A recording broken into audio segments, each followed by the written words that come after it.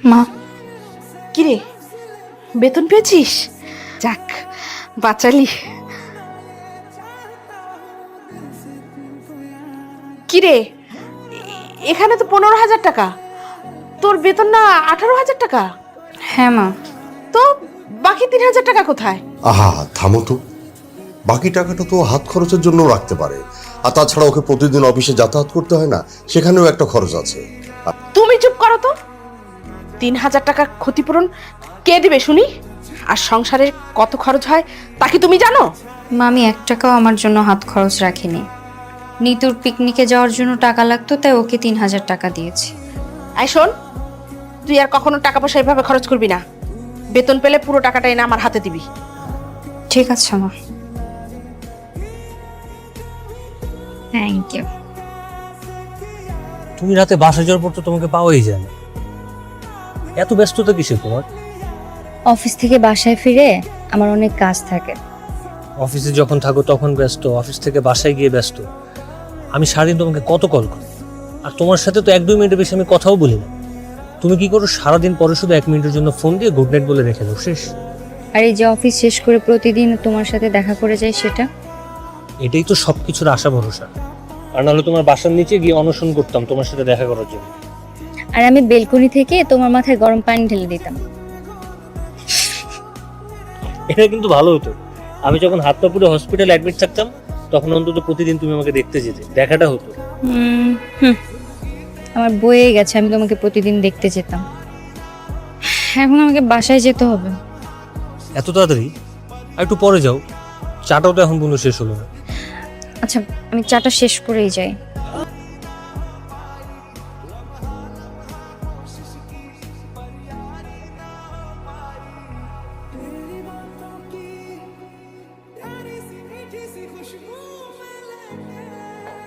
আপু, কি করছো? কাজ করছি। তুই এখানে কেন আসছিস? দেখি দাও, আমি তোমার একটু হেল্প করে দিই। না, কোনো হেল্প করতে হবে না, তুই যা, যে পড়তে বস। মা যদি দেখে তুই রান্নাঘরে আসছিস, তাহলে উল্টা আমাকেই বকা দিবে। যা। আপু, মা কিচ্ছু বলবে না, দাও। বললাম না যা, আমি সব পারি। আই নিতু, কি ব্যাপার? তুই এখানে কেন? এদিকে আয় বলছি। বলছিলাম তোকে আমি কতবার নিষেধ করেছি যে নিতুকে তুই রান্নাঘরে ডাক দিবি না। তুই না আসলে বুঝিস না যে ওর যে হাতটা যদি কেটে যেত। তুই কখনো চাষি না যে আমার মেয়েটা লেখাপড়া করুক, তাই না? মা, আমি তো ওকে রান্নাঘরে ডাকিনি, ও নিজে আসছে। আমি ওর উল্টা বকা দিয়ে ওকে পাঠাচ্ছিলাম পড়ার জন্য। সমস্যা নেই বাবা, আমি এগুলো এনজয় করি। এটা তো আমার নিজের বাড়ি, কাজ করতে কিসের সমস্যা? আর আমার রান্না করতে খুব ভালো লাগে।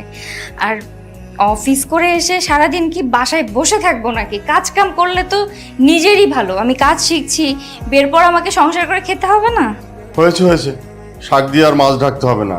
একেবারে বুড়ি মানুষের মতো কথা। খুব বড় হয়ে গেছিস তাই না? ঠিক আছে, কাজ কর।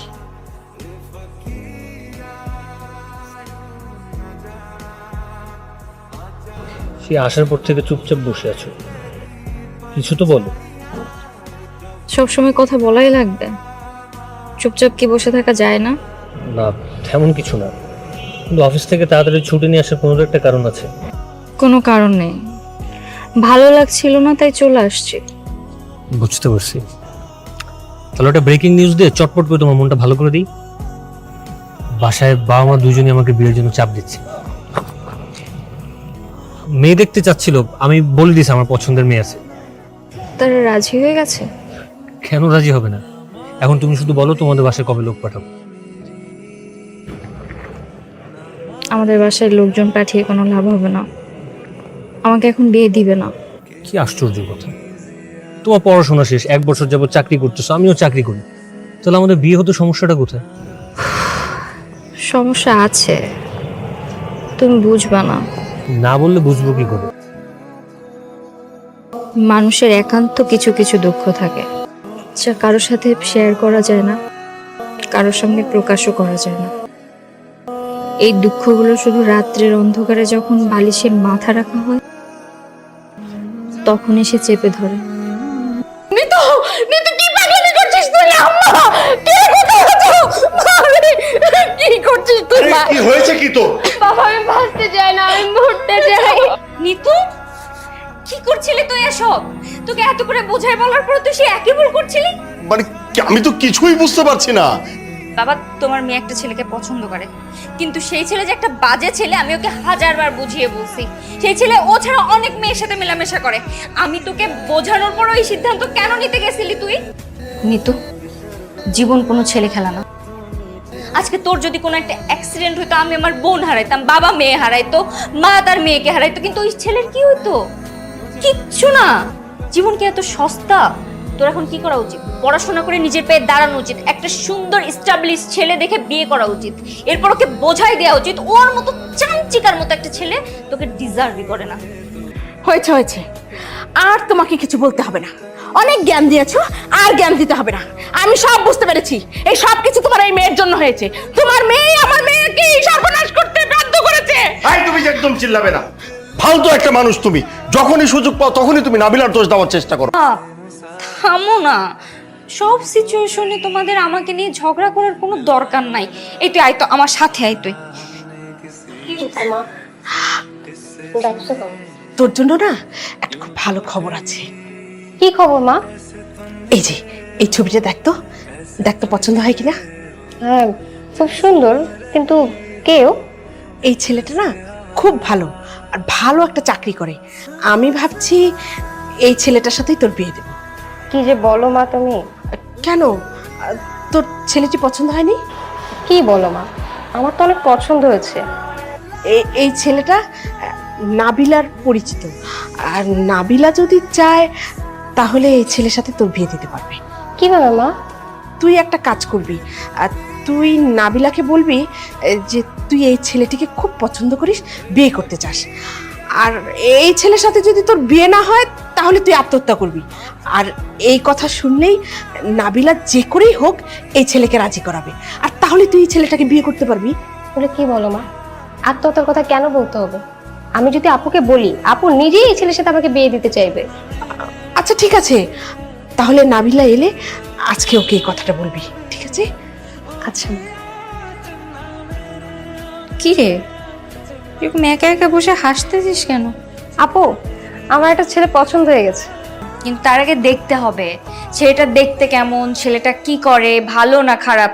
যদি মনে হয় যে না ছেলেটা ভালো, তাহলে ঠিক আছে, বিয়ে দিয়ে দিব। তার আগে দে ছবিটা একটু দেখি। এই যে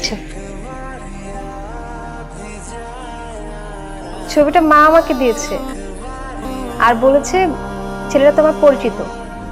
তুমি একবার বললেই ছেলেটা আমাকে বিয়ে করতে রাজি হয়ে যাবে। আপু প্লিজ এই ছেলের সাথে আমার বিয়ের ব্যবস্থা করে দাও।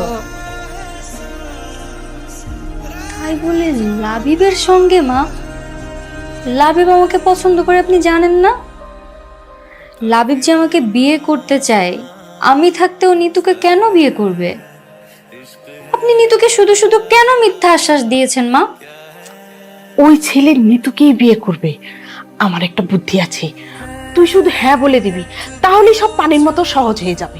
আর ওই ছেলের সাথে আমি সব কথা বলবো, তোর কিছু বলতে হবে না, তুই শুধু হ্যাঁ বলে দিবি।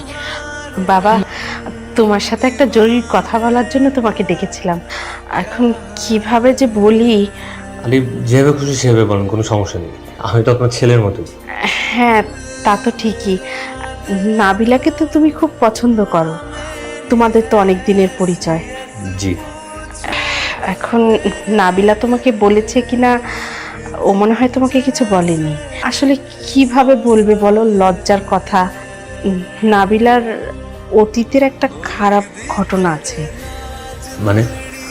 না না, তেমন কিছু না। ওই বছর তিনেক আগে আর কি একটা ছেলের সাথে ওর একটু অবৈধ সম্পর্ক ছিল। ছেলেটা মাঝে মাঝে রাতে এসে বাড়িতে সময় কাটাতো আর কি। কিন্তু আপনার এই কথা আমি বিশ্বাস করবো কেন? তুমি চাইলে নাবিলাকে জিজ্ঞেস করতে পারো, ও তোমার কাছে সবকিছুই স্বীকার করবে, কোনো কিছু অস্বীকার করবে না। ঠিক আছে, নাবিলাকে ডাকুন। হ্যাঁ হ্যাঁ, নাবিলা, নাবিলা, এই তো, আয় মা আয়। নাবিলা, তোকে বলেছিলাম না ওই কথাটা আর কি, ওকে বললাম, ওকে তো জানানো দরকার। বল। আন্টি যা বলেছে তা কি সত্যি? হ্যাঁ। তার মানে তুমি বাইরে থেকে লোক এনে তার সাথে, ছি। মানে মানে কি? তোকে আমি কালকে রাতে বললাম না যে ব্যাপারটা ওকে জানানো দরকার। আন্টি, এই ব্যাপারে আর কোনো কথাই শুনতে চাই না।